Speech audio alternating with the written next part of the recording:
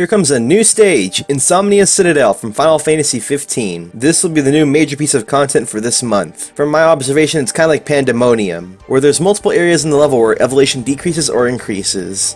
Unlike Pandemonium, most of these dips are really tiny, and there's stairs everywhere, so in case you can't jump or wall run, you can just walk up the stairs instead. It's also the first stage in a modern setting, and the first stage of spectators. The previous Kings of Lucis appear after the stage transitions into nighttime. You can also wall run up the Citadel for a massive height gain. Aesthetically, the stage really stands out with its paved roads and its white crossing lines.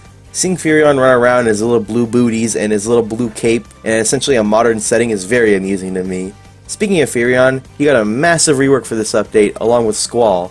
We'll get back to those in just a minute. Rinoa got some buffs and Ramza got some nerfs.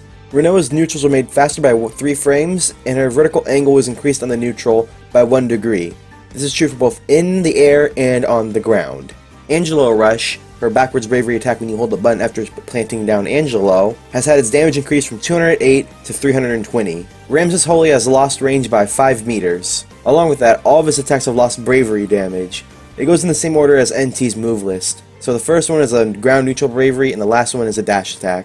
You should take this moment to pause and read it if you're a Ramza main. Far later in the stream, the details of Rinoa's update were discussed. This update's coming out on the 16th of this month. Along with Rinoa, there'll be balance changes, Lightning's rework, Terra's rework, the Final Fantasy Type 0 stage, 2 story mode cutscenes, the ability to see a rank progress while in the customization menu. A new pause feature known as Give Up has been added to the offline mode, where if you give up, you lose immediately rather than quit to the main menu. You'll be able to summon with L1 and R1 rather than the touchpad, and you can now change the AI level in a custom lobby. Alrighty, so that summarizes up the entire stream. Now to go back to Firion and Squall and go over their reworks. We'll start with Squall because he's the easier one. In the current version of the game, buffs don't affect Squall's triggers. Come this update with Noctis' stage, they will. All of the attacks that use triggers have had their damage reduced, but also increased. The trigger damage has been reduced, while the normal damage has been increased, so therefore triggers are less important to Squall now. Let's use his ground neutral bravery as an example. If you failed all the triggers, you would do 368 damage. If you hit all the triggers, you would do 596 damage. Now if you failed the triggers, you do 416 damage. If you land on the triggers, you do 512 damage. But do remember, triggers increase with damage buffs now, or enemy defense debuffs. Those old numbers might not be so unobtainable after all, actually. Another all attack change is that all the tempos of the attacks have been increased, meaning they're a little bit faster. This change is most obvious with Squall's forward bravery attacks. You can also now do the combo more slowly than you could before. So that means if you want to play more supportive Squall and hold on to people for your teammates, you can do that as well. Blasting Zone now has a 3rd charge level. Ultimate has been significantly altered. Now when you draw it, you get it forever, but after you use it once, it's gone, you have to draw again. It works more like a Seek now, where it spawns on the opponent and stays a couple seconds. It's a lot smaller now too. It's basically completely different from how it used to be. Faster, smaller, and stayer.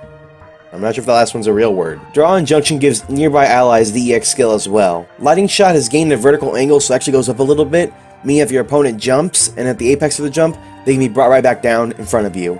Also, it appears much faster. As a result, it's had its damage lowered from 20 to 16. Finally, we're on Firion. All of his combos have had their speed significantly increased. The damage on his neutral combo has been reduced, the damage on his forward bravery combo has been reduced, and the damage on his backward bravery combo has been increased by very little. The forward and the backward bravery attacks have worse vertical angles now. When you miss with any of his bravery attacks on the ground, you cannot dash cancel as fast as you could have before.